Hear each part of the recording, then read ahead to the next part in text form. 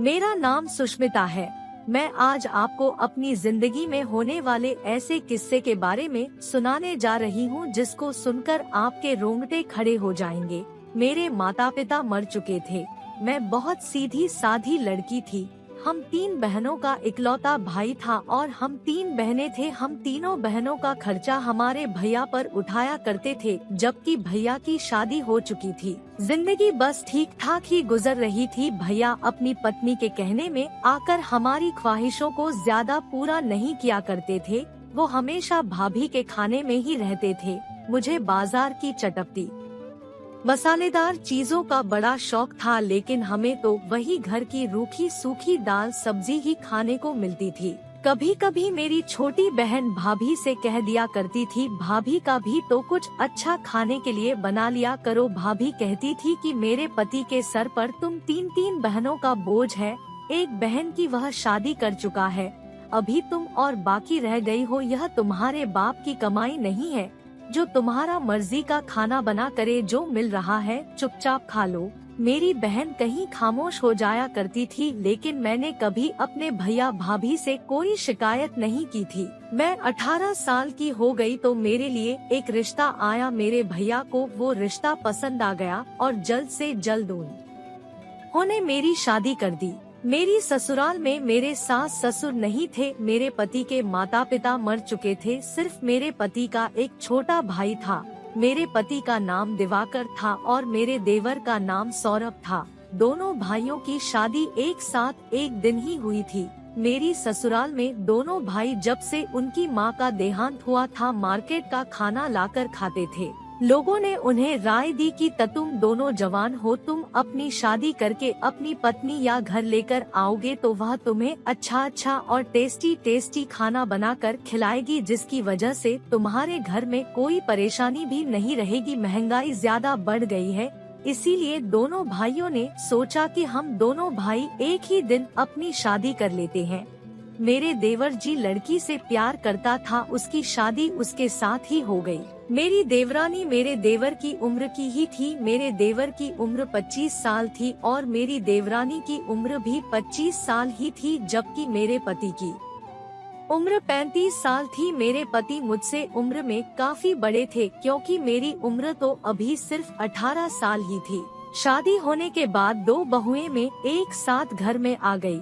मेरे पति अपने छोटे भाई से बहुत प्यार किया करते थे। जैसा वह कहता था वही किया करते थे और वह उन्हीं लोगों में से थे जो बिल्कुल अपने भाई के खिलाफ एक बात भी नहीं को सुन सकता था।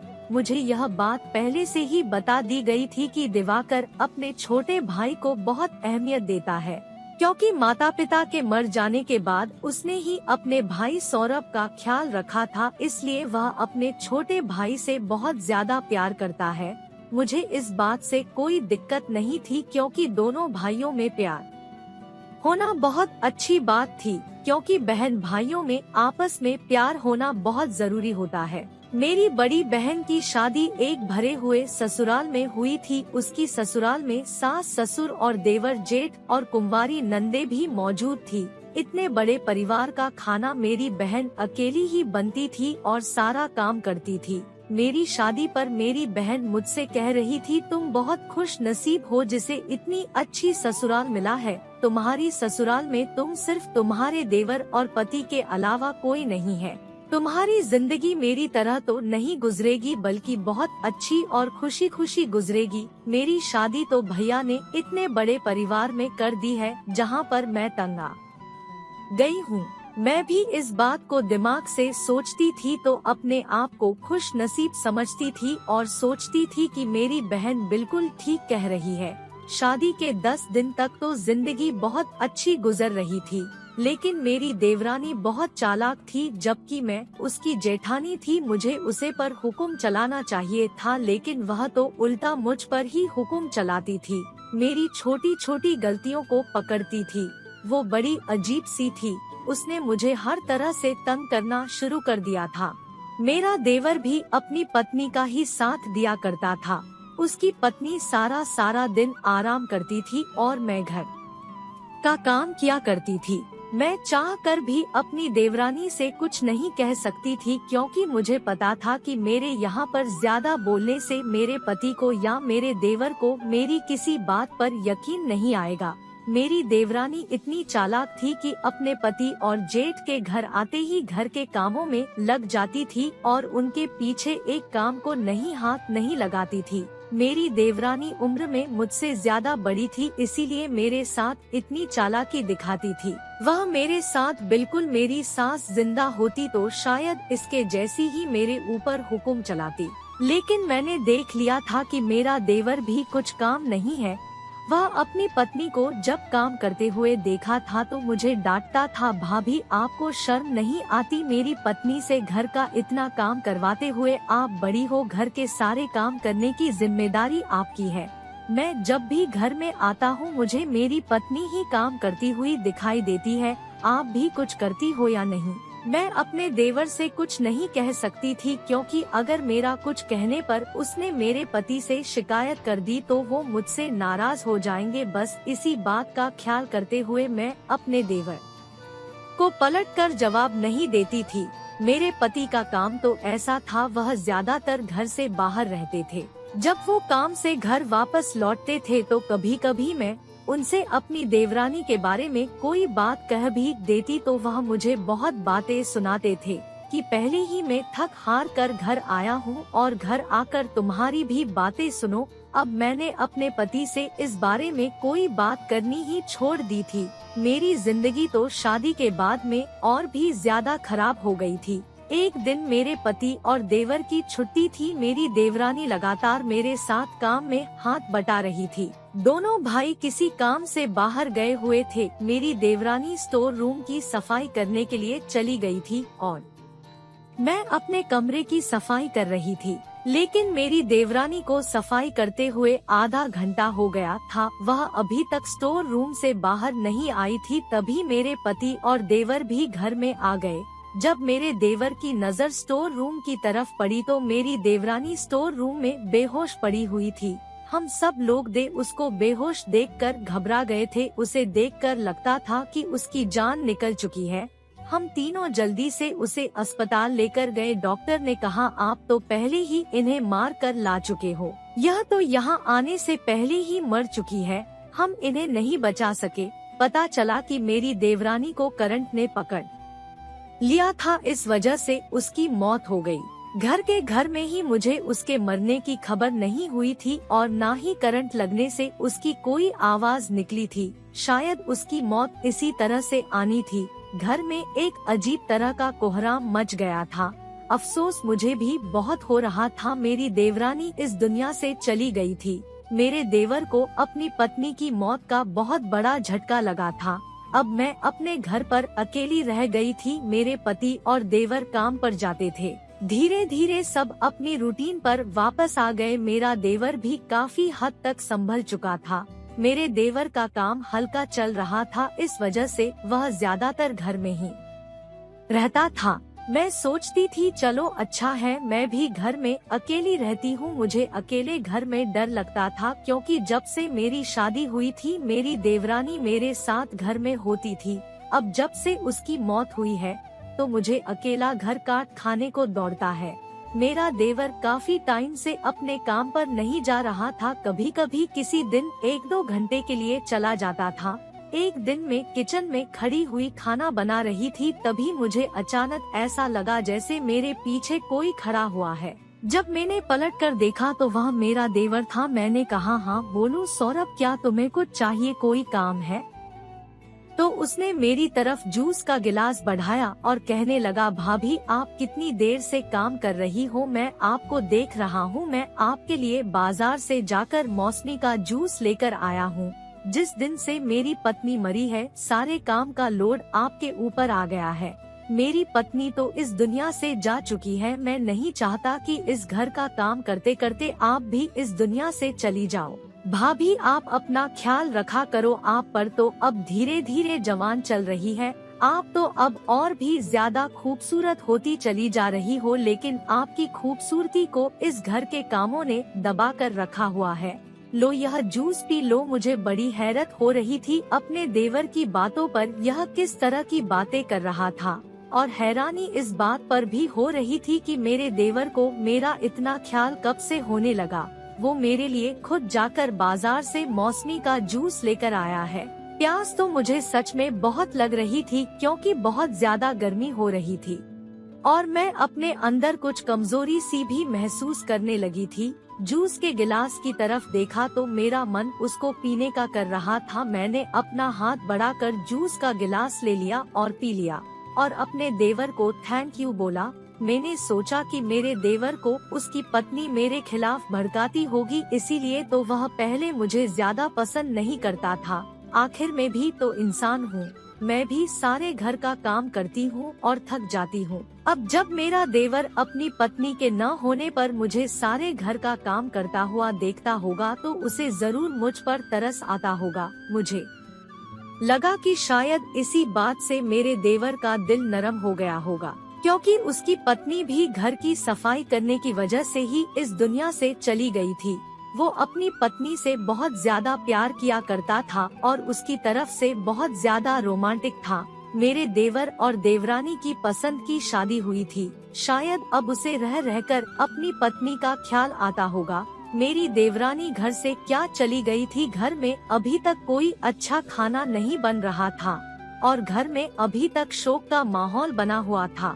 मैंने गलती से अपने मोबाइल में गाने बजा लिए तो मेरे पति ने मुझसे झगड़ा करने लगे, जबकि मेरी देवरानी की मौत को अब 15 दिन हो चुके थे। आखिर कब तक यह लोग घर में मौत होने पर शोक मनाते रहते। अपने पति की बातें सुनकर मैं भी खामोश हो गई और उनसे माफी मांग ली। मैंने कहा माफ कर दो, मैं बोर हो रही थी इसलिए मोबाइल में गाने बजा लिए। मेरे पति ने कहा कि तुम्हें क्या पता मेरे भाई पर उसकी पत्नी के मरने से क्या बीत रही होगी। वो हम दोनों को एक साथ देखता होगा तो उसे अपनी पत्नी की याद आती होगी। एक दिन शाम के टाइम पर मेरा देवर मेरे लिए चाउमीन लेकर आया। इस तरह की चीज वह अपनी पत्नी को घर से बाहर ले जाकर खिलाया करता था। वह दोनों पति पत्नी तो बाहर जाकर खूब मजे मजे की चीजें खाकर आते थे, लेकिन कभी मेरे पति मुझे घर से बाहर इस तरह की चीज खिलाने के लिए नहीं लेकर गए थे और ना ही कभी घर पर लेकर आए थे। और वह दोनों एक दूसरे के साथ बहुत खुश रहते थे। अपने कमरे में बैठकर खूब हंसी मजाक की बातें करते थे और मैं उनकी हंसी मजाक की बातें सुन सुनकर अपने दिल को समझाती रहती थी, क्योंकि मेरे पति तो मुझसे ढंग से बात तक नहीं किया करते थे। मैंने अपने देवर से कहा तुम्हें अपनी पत्नी की याद आ रही है, इसीलिए तुम अपनी पत्नी की फेवरेट चीज घर में लेकर आए हो। वो कहने लगा नहीं भाभी, यह मैं आपके लिए लेकर आया हूँ। आपने ऐसी चीजें नहीं खाई हैं ना, और इस बारे में आपके भैया को बिल्कुल बताने की जरूरत नहीं है। उनके आने से पहले ही आप इस चाउमीन को खत्म कर लेना। मैंने लेकिन अगर इस बारे में मेरे पति को पता चल गया तो मेरे देवर ने कहा नहीं भाभी, उन्हें कैसे पता चलेगा। आप जल्दी से चाउमीन खत्म करके इसके पैकेट डस्टबिन में डाल देना। और वैसे भी भैया को आपका कोई ख्याल ही नहीं है। ये बात तो ठीक थी, मेरे पति को मेरा कोई ख्याल ही नहीं था। मैंने मजे से चाउमीन खाई और उसके बाद मुझे बड़ी गहरी नींद आ गई। चाउमीन बहुत ही टेस्टी थी। मैंने पहली बार चाउमीन खाई थी तो मुझे और भी ज्यादा पसंद आई थी, वरना मैं अपनी देवरानी के मुंह से ही चाउमीन का नाम सुना करती थी। और उसके बाद मुझे बहुत गहरी नींद आ गई और मैं सो गई। लेकिन उसके बाद जो हुआ मेरे सर पर तो जैसे आसमान ही टूट पड़ा था। मैं सोई तो अपने कमरे में थी, लेकिन जब मेरी आँख खुली तो मैंने खुद को अपने देवर के कमरे में पाया। जब सोकर उठ के देवर के कमरे से निकली तो मेरे पति बाहर ही खड़े हुए थे। उन्होंने मुझसे सवाल किया तुम यहाँ पर क्या कर रही थी। मैंने कहा पता नहीं मैं यहाँ पर कैसे आ गई और मैं सौरभ के कमरे में सो क्यों रही थी, मुझे कुछ याद नहीं। मेरे पति ने कहा कि मैं जब कमरे में आया तो तुम सो रही थी, लेकिन मैं किसी काम से थोड़ी देर के लिए बाहर चला गया था। उसके बाद जब घर में आकर देखा तो तुम कमरे में मौजूद नहीं थी। मैंने कहा मुझे पता ही नहीं कि मैं किस टाइम सोई और कब सौरभ के कमरे में आकर लेट गई। मेरे पति ने कहा ऐसे कैसे हो सकता है कि कि तुम्हें कुछ पता ही नहीं चला। ऐसी अजीब अजीब हरकतें मत किया करो। तुम खुद चलकर ही सौरभ के कमरे में गई होगी और तुम्हें पता ही नहीं कि तुम किसी वक्त उसके कमरे में चली गई और जाकर सो गई। मेरे देवर ने कहा कि जब मैं अपने कमरे में आया तो भाभी मेरे कमरे में लेटी हुई सो रही थी। मैं भाभी को देखकर चुपचाप बाहर आ गया था और आंगन में लेट गया, लेकिन मुझे कुछ समझ नहीं आ रहा था कि यह सब कुछ क्या हो रहा है और मैं किस तरह से अपने देवर के कमरे में चली गई। मेरे देवर ने मेरे पति से कहा कि कोई बात नहीं भैया, भाभी गलती से मेरे कमरे में आ गई होगी। आप भाभी को डांट क्यों रहे हो, कोई इतनी भी बड़ी बात नहीं है, घर से बाहर तो नहीं गई, मेरे कमरे तक की तो आई थी। देवर ने मेरे पति को चुप करवा दिया। मेरे पति ने भी कहा ठीक है, आइंदा ऐसी गलती मत करना। सारा दिन मैं यही सोचती रही थी, मैं अपने कमरे में सोई और देवर के कमरे में मेरी आँख क्यों खुली। ये सब कुछ क्या हो रहा था, मैं सोच सोच कर परेशान हो गई थी। मैं बहुत सीधी थी और मेरी छोटी छोटी बातों पर कभी ध्यान नहीं दिया करती थी, लेकिन जब से ससुराल आई थी और छोटी से छोटी और बड़ी से बड़ी बात का ख्याल रखना पड़ता था। मेरी देवरानी की जब से मौत हुई थी घर पर कोई ना कोई आता रहता था। एक दिन मेरे पति की बुआ हमारे घर पर रुकने के लिए आई थी। उस रात मेरे पति की बुआ हमारे घर पर ठहरी हुई थी और उस रात भी मेरे साथ यही हुआ। मैं सोई तो अपने कमरे में थी, लेकिन सुबह जब मेरी आँख खुली तो मैं अपने देवर के कमरे में उठी। मेरे पति की बुआ भी इस बात पर बहुत ज्यादा गुस्सा कर रही थी और मेरे पति से मेरी शिकायत कर रही थी कि तुम्हारी पत्नी कैसी है, शर्म नहीं आती उसे अपने देवर के कमरे में सोते हुए। आखिर यह किस तरह की हरकत है और यह इतनी बिगड़ी हुई लड़की है कि इसे पता ही नहीं यह क्या कर रही है। यह अपने देवर के लिए माँ समान है, तो क्या इस तरह उसके कमरे में रात को घुसी चली जाएगी। वह तो शुक्र मनाओगे, तुम्हारा भाई बहुत अच्छा है, अगर कोई और होता तो इस पर इल्जाम भी लगा सकता था। मेरे पति ने अपनी बुआ के सामने ही मुझे खूब डांटा और कहने लगे, यह तुम रोज किस तरह की हरकत करने लगी हो, क्यों बार बार मेरे भाई के कमरे में जाती हो। मैंने कहा, आप यह किस तरह की बातें कर रहे हैं, मैं आपके भाई के कमरे में क्यों जाऊंगी और मुझे वहाँ पर जाकर क्या मिलेगा, मैं क्या करूँगी वहाँ पर जाकर। आज तो मुझे खूब याद है मैं अपने कमरे में ही सोई थी। मेरे पति ने कहा, तो फिर सौरभ के कमरे में क्या कर रही थी। मेरे पति तो मुझ पर बहुत ज्यादा गुस्सा करने लगे थे और मुझसे उन्होंने बात करना भी कम कर दिया था। ना ही उन्हें मेरी किसी बात का ख्याल था। मेरी तबीयत भी खराब होती थी तो वह मुझे डॉक्टर के पास तक नहीं लेकर जाते थे, ना मेरे करीब आते थे, ना उन्हें मेरी कोई फिक्र होती थी। ना जाने वह मुझ पर इतना गुस्सा क्यों करते थे, जबकि मेरी कोई गलती भी नहीं होती थी। मैं बड़ी परेशान थी कि मैं क्या करूं। मेरे पति का बिहेवियर मेरे साथ दिन ब दिन बदलता चला जा रहा था। वो तो मुझे छोटी छोटी बात पर डांटते रहते थे और हमेशा मुझसे झगड़ते रहते थे। मुझे रह रहकर अपनी किस्मत पर रोना आता था। शादी से पहले भैया भाभी के घर पर नौकरानियों की तरह बनकर रहती थी और अपनी भाभी के ताने सुनती थी। शादी के बाद पहले तो देवरानी तंग किया करती थी, अब जब से वही दुनिया से गई थी तो यह नया हादसा मेरे साथ होने लगा था और मेरे पति का बिहेवियर मेरे साथ बिल्कुल अलग हो गया था। मेरे पति के अंदर बिल्कुल भी रोमांस नहीं था, बल्कि वह तो हमेशा मुझे खा जाने बनाने वाली नजरों से घूरते रहते थे। जिंदगी इसी तरह से गुजर रही थी, लेकिन मेरे पति को मेरी बिल्कुल परवाह नहीं थी। मेरे पति ने मेरे बारे में जानना तक छोड़ दिया था, न ही वह मुझे नजर उठा कर देखे थे। हमारे बीच में पति पत्नी वाला कोई रिश्ता नहीं बचा था। हम दोनों एक घर में रहते हुए भी अनजानों की तरह रहते थे। मैं अपने पति से बात करने की बहुत कोशिश किया करती थी, लेकिन मैं हर बार इस कोशिश में नाकाम रहती थी। मैं ज्यादा से ज्यादा क्या कर सकती थी, मैं सिर्फ अपने पति से माफी मांग सकती थी और उनसे बात करने की कोशिश कर सकती थी, लेकिन मेरे पति को किसी भी बात से कोई फर्क नहीं पड़ता था। मैं बस रोती रहती थी और अपनी ससुराल में जैसे तैसे जिंदगी गुजार रही थी। जब मैं छोटी थी तो मेरी माँ ने मुझे बहुत सब्र करना सिखाया था, लेकिन अब मेरे सब्र की हद हो चुकी थी। मुझ में अब सब्र करने की हिम्मत बाकी नहीं रही थी। मैं फिर भी खबर करने की कोशिश करती थी, बहुत ध्यान से हर काम करती थी कि कहीं ऐसा ना हो जाए मेरा पति मुझे फिर से गलत समझने लगे। जिन लड़कियों में शर्म होती है वह खुद ही गलत कामों से पीछे हट जाती है, लेकिन पति का काम होता है कि वह आगे बढ़े और अपना दिल बड़ा करे। मेरे पति को तो न जाने क्या हो गया था कि उन्हें मेरी शक्ल की बुरी लगती थी। जब मेरी देवरानी जिंदा थी मेरे पति ऐसे नहीं थे जैसे अब हो गए हैं। मेरे पति पहले के मुकाबले बिल्कुल बदल चुके हैं। पहले तो थोड़ी बहुत प्यार मोहब्बत जता दिया करते थे, लेकिन अब तो वह मुझसे बात करना तक भूल गए थे। कम से कम मेरे साथ बैठकर खाना खा लिया करते थे और मुझसे एक दो बातें कर लिया करते थे, लेकिन अब तो वह सब कुछ ही भूल गए थे। लेकिन मेरा देवर इन दिनों मेरा बहुत ख्याल रख रहा था। वो मेरा ख्याल रखता तो मुझे बहुत अच्छा लगता था। मेरे पति की बुआ के सामने भी मेरी खूब बेइज्जती हुई थी, वह भी मुझे बुरा भला कहकर चली गई थी। मेरा देवर रोज शाम को मेरे लिए कोई ना कोई खाने पीने की चीज लेकर आता था, कभी चाउमीन बर्गर तो कभी मोमोज लाता था।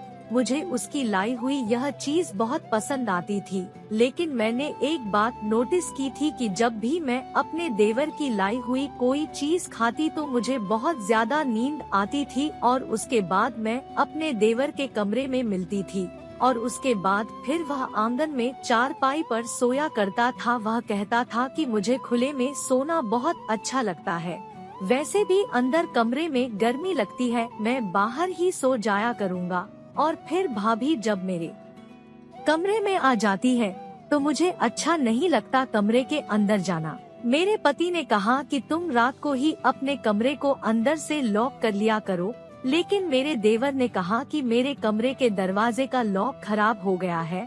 फिर मेरे पति ने यह बात अपने दोस्तों को बताई तो उनके दोस्तों ने बताया कि लगता है तुम्हारी पत्नी को नींद में चलने की आदत है या फिर वह किसी दिमागी बीमारी का शिकार हो रही है, क्योंकि तुम्हारे बताने के मुताबिक तुम्हारी पत्नी को याद नहीं रहता कि वह कहाँ पर सोती है। लेकिन यह बीमारी मुझे कब हो गई मुझे कुछ पता ही नहीं चला। शादी से पहले मैं अपनी छोटी बहन के साथ कमरे में सोया करती थी, उसने तो कभी मुझे मेरी इस हरकत के बारे में नहीं बताया। लेकिन जब किसी इंसान कोई यह बीमारी होती है तो उसे पता नहीं चलता कि वह रात को सोते टाइम पर क्या कर रहा है। वो नींद में चलकर कहीं भी चला जाता है और अगर दिमाग की बीमारी होती है तब वह कुछ भी करता है, उसे किसी बात की कोई खबर नहीं होती। मुझे तो पता ही नहीं चला यह बीमारी मुझे कब और कैसे हो गई। मेरे मायके में तो मुझे कभी किसी ने नहीं बताया कि मुझे ऐसी भी कोई बीमारी है। मुझे अगर यह बीमारी थी तो मुझे पता नहीं चल पा रहा था कि मैं नींद में चलकर अपने देवर के कमरे तक चली जाती हूँ। शादी से पहले मैं अपनी छोटी बहन के साथ एक ही कमरे में सोया करती थी, कभी उसने तो मेरी इस परेशानी के बारे में कुछ नहीं बताया। मैं बहुत तंग आ गई थी और बहुत ज्यादा परेशान हो गई थी। आखिरकार यह सब मेरे साथ क्या हो रहा था मुझे कुछ पता कैसे नहीं चल पा रहा था कि मैं नींद में कब और कैसे अपने देवर के कमरे तक पहुंच जाती हूं। मेरे पति ने एक दिन मुझसे कहा, तुमको 2-3 दिन के लिए अपने भैया भाभी के घर चली जाओ, शायद तुम यहाँ पर रह रहे के पागल हो गई हो। 2-3 दिन अपने घर पर रहोगी तो तुम्हारा दिमाग ठिकाने पर आ जाएगा। अगले ही दिन मैं अपने भैया भाभी के घर चली गई। मैंने अपनी छोटी बहन से पूछा, क्या तुम्हें ऐसा लगता है कि मैं शादी से पहले तुम्हारे साथ एक ही बिस्तर पर सो रही होती थी और सुबह में कहीं और तुम्हें मिलती थी? मेरी बहन मेरी बात को समझ नहीं पा रही थी, मैं क्या कहना चाह रही हूँ। फिर मैंने उसे अपनी ससुराल में होने वाले वाक्य के बारे में बता दिया। मेरी बहन यह बात सुनकर बहुत हैरान हुई थी, कहने लगी, दीदी ऐसा नहीं हो सकता, शादी से पहले तो आप मेरे साथ ही सोती थी, बल्कि आपको इतनी ज्यादा गहरी नींद आ जाती थी कि कभी कभी मैं भी डर जाती थी और आपको उठाने की कोशिश करती थी तो आप अपने टाइम पर ही उठती थी। मैंने आपके अंदर कभी ऐसी कोई हरकत नहीं देखी, जरूर आपके पति को कोई गलतफहमी हो रही है। मैंने कहा, छोटी गलतफहमी कैसे हो सकती है? मैं जब रात को अपने कमरे में सोती हूँ और जब मेरी आँख खुलती है तो मैं खुद अपनी आंखों से देखती हूँ कि मैं अपने देवर के कमरे में उसके बिस्तर पर लेटी हुई हूँ। मेरे पति भी वही देखते हैं जो सच में हो रहा होता है। यह कोई गलतफहमी नहीं हो सकती। मैं भी बड़ी परेशान थी कि आखिर यह बीमारी मुझे कब हुई थी, अगर हुई थी तो फिर इस बारे में मुझे पता क्यों नहीं चला। बस मैं यही सोच सोच कर परेशान हो रही थी कि यह बीमारी अगर मुझे थी तो फिर यह मुझे मायके में क्यों नहीं हुई, ससुराल में जाने के बाद ही क्यों हुई है। मैंने सोचा कि अब मैं अपने भैया भाभी के घर आ गई हूँ, देखती हूँ कि यहाँ पर मेरे साथ ऐसा कुछ होता है या नहीं। लेकिन मैं जब रात को सोई तो अपने कमरे में ही थी अपनी बहन के साथ, और जब मेरी सुबह आँख खुली तो मैं जिस बिस्तर पर सोई थी उसी बिस्तर पर मौजूद थी। मैं बड़ी हैरान थी कि अगर यह बीमारी थी तो फिर मेरे मायके में मेरे साथ ऐसा कुछ क्यों नहीं हुआ। यहाँ पर भी तो नींद में चलकर किसी और के कमरे में जा सकती थी। मैं 2-3 दिन अपने भैया भाभी के घर पर रही। मेरी ऐसी कोई भी गलत हरकत मेरे भैया भाभी या मेरी बहन के सामने नहीं आई थी।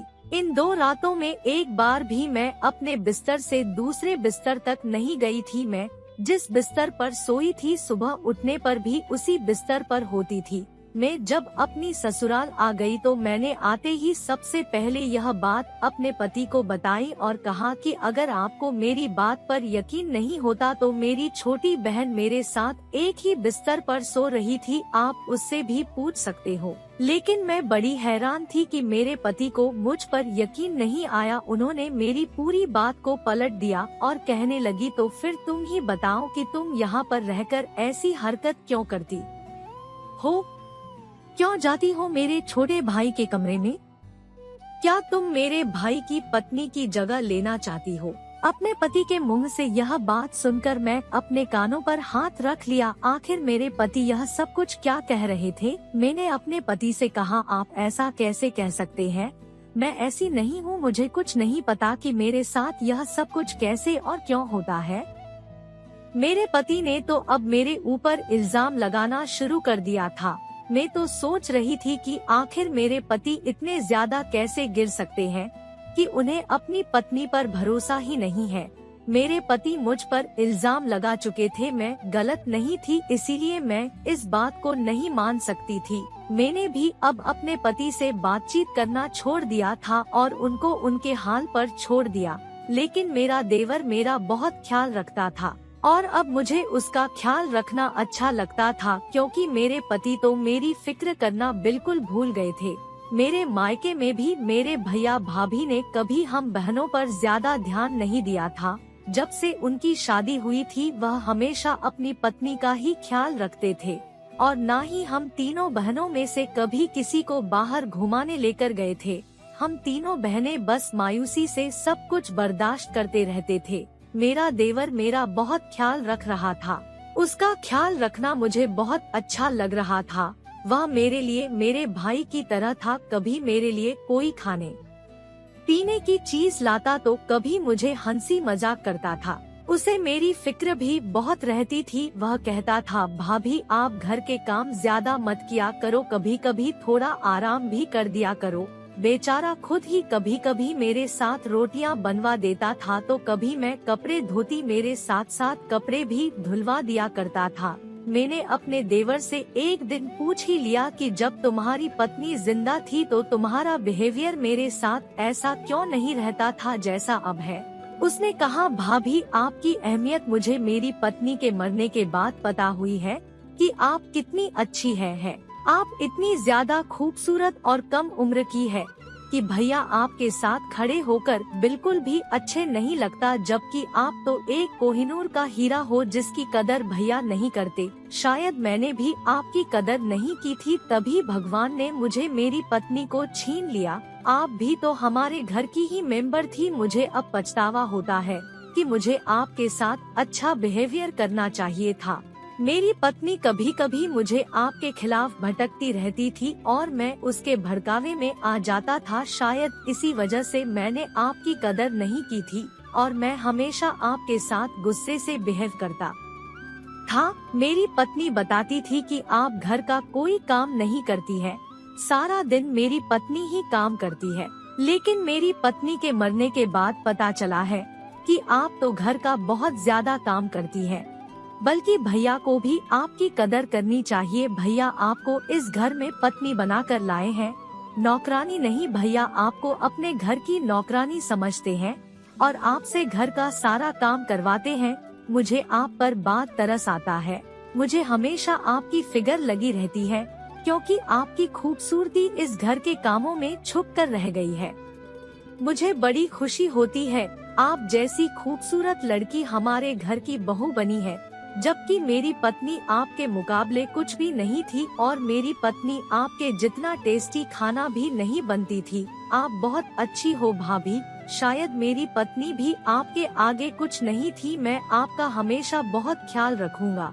मैं भैया को जरूर समझाऊंगा कि वह आपकी कदर किया करे। मुझे पता है भैया का बिहेवियर आपके साथ ठीक नहीं रहता है, तो हमेशा आपके साथ झगड़ा करते रहते हैं। मैं जरूर उन्हें समझाऊंगा। आपको फिक्र करने की कोई जरूरत नहीं है। अपने देवर से इतनी ज्यादा तारीफ सुनकर मुझे एक अजीब सी बेचैनी महसूस हो रही थी। मेरी आंखों में आंसू आ गए थे, क्योंकि मेरे पति ने आज तक खुलकर मेरी कोई तारीफ ने नहीं की थी और आज मेरे देवर ने मेरी इतनी ज्यादा तारीफ कर दी थी कि पहली बार मुझे ऐसा लगा था क्या मैं सच में अच्छी हूँ। मेरे पति से ज्यादा मेरे देवर को मेरी फिक्र थी। मैं सोच रही थी काश मेरा देवर ही मेरा पति होता। यह बात तो सच थी कि मेरे पति मेरे साथ नहीं जचते थे, क्योंकि मैं खूबसूरत थी और कम उम्र की थी। मेरे पति की उम्र में काफी फासला था, जबकि मेरे देवर की उम्र इतनी नहीं थी। मैं अपने देवर के साथ खड़े होकर अच्छी लगती थी, पर कभी मैंने अपने देवर को लेकर अपने मन में कोई गलत ख्यालात पैदा नहीं किए थे, क्योंकि जो मेरे पति थे मैं उनसे ही मोहब्बत किया करती थी। मेरे पति ने मुझ पर झूठे इल्जाम लगाए थे। अगर मैं गलत होती तो अपने देवर की इतनी तारीफ का फायदा भी उठा सकती थी। मेरा देवर भी गलत नहीं था, वह मुझे सिर्फ अपनी भाभी ही समझता था और इस वजह से ही मेरा ख्याल रखता था। मैं अपने देवर के सामने बैठकर रो रही थी। मैंने अपनी छोटी बहन के अलावा भैया भाभी को यह बात नहीं बताई थी कि मेरी जिंदगी में कितनी परेशानियां चल रही है। मेरे भैया ने शादी से पहले ही मुझसे कहा था कि मैं तुम्हारी शादी कर रहा हूँ, तुम्हारी ससुराल में कितनी भी परेशानी हो कभी वापस लौट कर मत आना, अपने घर को बनाने की कोशिश करना। वैसे भी छोटी मोटी परेशानी तो हर ससुराल में होती है। तुम्हें अपने घर की हर परेशानी का सामना करना पड़ेगा, ना कि हार मानकर अपने मायके चली आना। हमेशा अपना घर बसाने के लिए बर्दाश्त करने की कोशिश करना। मेरे देवर ने मुझे तसल्ली दी और मेरे आंसू पोंछने लगा। उसने कहा, भाभी आपको रोने की कोई जरूरत नहीं है, मैं होना यहाँ पर आपको पता है भैया मेरा कितना कहना मानते हैं। मैं भैया को समझाऊंगा तो वह समझ जाएंगे। मैं भैया को समझाने के साथ साथ आपका बहुत ख्याल रखूंगा। आपको टेंशन लेने की जरूरत नहीं है। अब तो मैं भी अपने देवर का बहुत ज्यादा ख्याल रखने लगी थी। वह काफी दिनों से अपने काम पर नहीं जा रहा था और जब जाता था 1-2 घंटे काम करके घर वापस लौट आता था। मैं उसके लिए उसका फेवरेट खाना बनाकर तैयार कर देती थी और वह लौटते हुए मेरे लिए चाउमीन, मोमोज या बर्गर कुछ भी लेकर आ जाता था। उसके बाद में चाय बनती थी और हम दोनों साथ बैठकर चाय पीते थे और खूब हंसी मजाक की बातें भी करते थे। एक दिन मेरे पति घर आए तो कहने लगे, कुछ ज्यादा ही अपने देवर का ख्याल रखने लगी हो, थोड़ा बहुत ख्याल अपने पति का भी रख लिया करो। मैंने कहा, आप यह किस तरह की घटिया बात कर रहे हैं?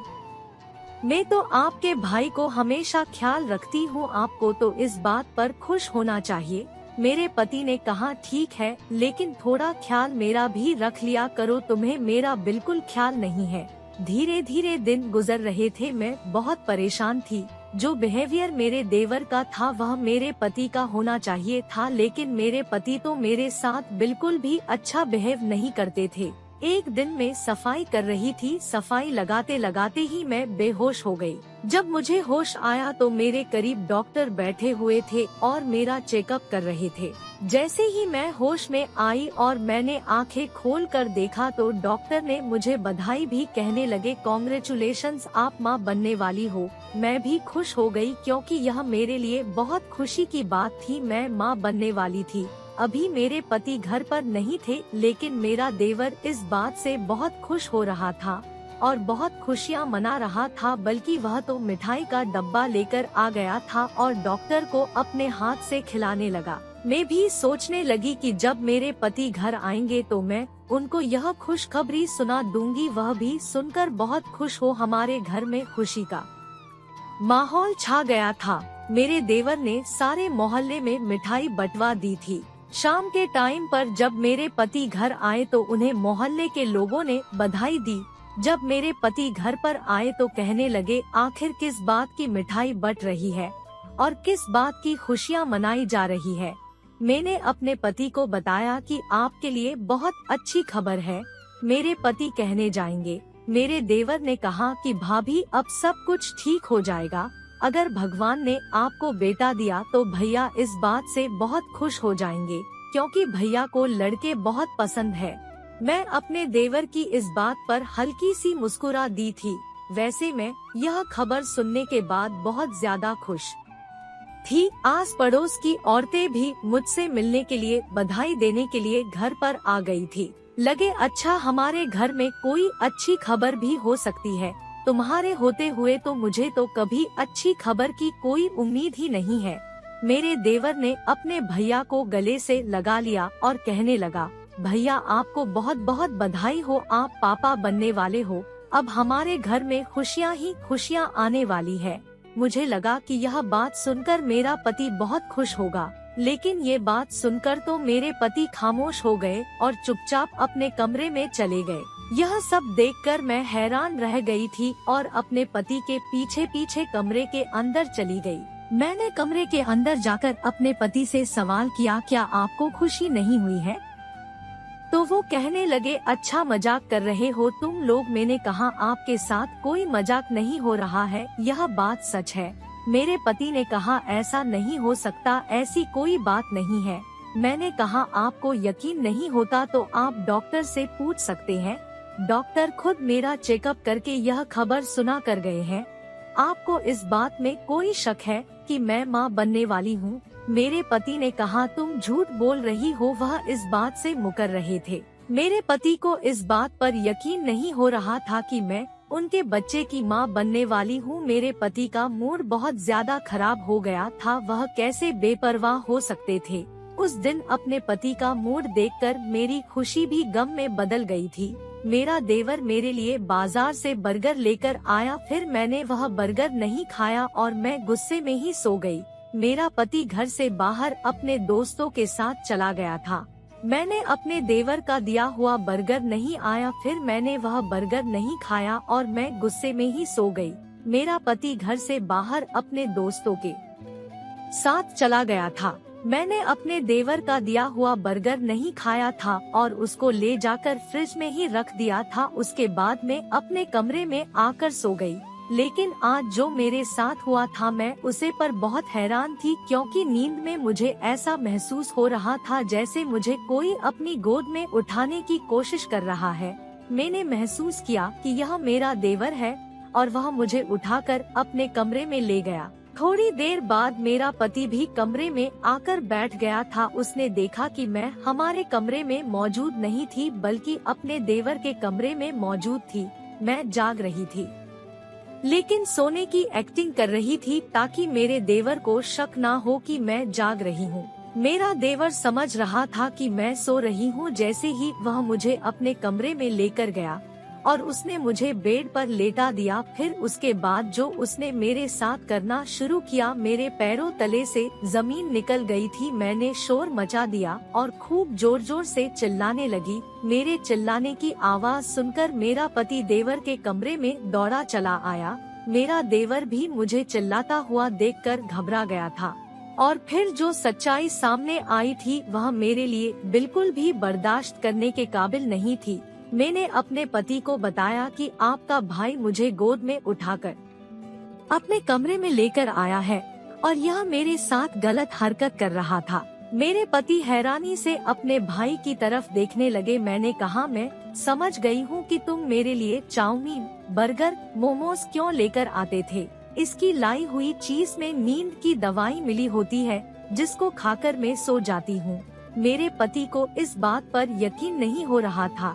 मैंने अपने पति को फ्रिज से वह बर्गर लाकर दिखाया और बताया कि आज मैंने इसका लाया हुआ बर्गर नहीं खाया है, इसीलिए आज मैं होश में थी। मेरे पति ने मेरे देवर के मुंह पर जब थप्पड़ मारा तो उसने सारी सच्चाई उगल दी। वो डर गया था। उसने सारी सच्चाई बता दी कि मैं भाभी को बाजार से चीज लाकर देता था जिसको भाभी अपने कमरे में खाकर सो जाती थी, और जब आप अपने दोस्तों से मिलने के लिए घर से बाहर निकल जाते थे तो मैं भाभी को गोद में उठाकर अपने कमरे में लेकर आ जाता था।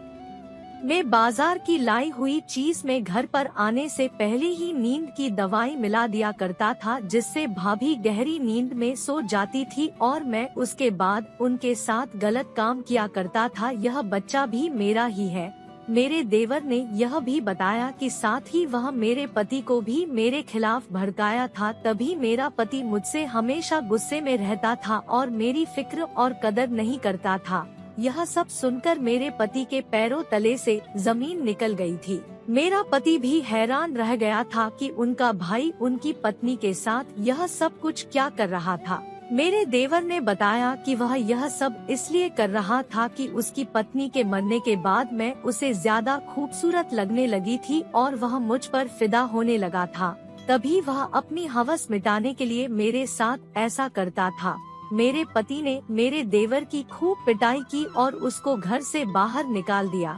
मेरे पति ने अपने भाई को बहुत मारा क्योंकि उनका भाई उनका भरोसा तोड़ रहा था और उसकी वजह से अपनी पत्नी पर शक कर रहा था। भगवान का लाख लाख शुक्र है कि मेरे पति ने अब की बार मुझे समझ लिया था। मेरे पति ने हाथ जोड़कर मुझसे माफी मांगी थी। मेरे पति मेरे देवर को पुलिस के हवाले करना चाहते थे, लेकिन मैंने ऐसा नहीं होने दिया क्योंकि उसकी पूरी जिंदगी का सवाल था। अगर वह जेल चला जाता तो उसकी सारी जिंदगी बर्बाद हो जाती। मेरे पति ने उसको घर से बाहर निकाल दिया था। उसके लिए वही काफी था क्योंकि इस घर के अलावा उसके पास कोई सहारा नहीं था। मेरा देवर उस दिन के बाद कभी घर पर वापस लौट कर नहीं आया, लेकिन मेरे पति का बिहेवियर मेरे साथ बहुत अच्छा हो गया था। मेरे साथ बहुत बुरा किया था। मेरे देवर ने भगवान की करनी अच्छी थी। मेरे देवर के जाने के एक हफ्ते बाद ही मैं पोछा लगा रही थी, तभी अचानक मेरा पैर फिसल गया और मेरा मिसकैरेज हो गया। मेरा पति सच्चाई जानने के बाद भी इस बच्चे से खुश नहीं था क्योंकि यह बच्चा मेरे पति का नहीं बल्कि उनके भाई का था। जब मेरे पति को मेरे मिसकैरेज की बात पता चली तो वह खुश हो गए थे। शायद वह बच्चा दुनिया में आता तो मेरे पति उसको दिल से एक्सेप्ट नहीं कर पाते। भगवान ने मेरी जिंदगी आसान कर दी थी। मेरे पति अब मुझसे बहुत ज्यादा प्यार करते हैं। इस हादसे को हुए 4 साल गुजर चुके हैं और मैं अपने पति के साथ बहुत खुश हूँ। और सबसे बड़ी खुशी की बात यह है कि मैं फिर से प्रेग्नेंट हूँ और इस बार यह बच्चा मेरे पति का ही है। मेरे बहुत फिक्र करते हैं। देर से ही सही, लेकिन मेरी जिंदगी भगवान ने बहुत आसान और खुशगवार बना दी है। वो कहते हैं ना, भगवान के घर देर है पर अंधेर नहीं है। यही सब कुछ मेरे साथ भी हुआ था। देर से ही सही पर मुझे दुनिया की सारी खुशियाँ एक साथ मिल गई थी। तो दोस्तों, ये थी हमारी आज की कहानी। उम्मीद करते हैं कि आपको पसंद आई होगी। वीडियो को लाइक कर दीजिए और चैनल को सब्सक्राइब कर लीजिएगा। और हाँ, कमेंट बॉक्स में अपनी कीमती राय जरूर दीजिएगा। मिलते हैं आपसे अगली वीडियो में, तब तक के लिए धन्यवाद।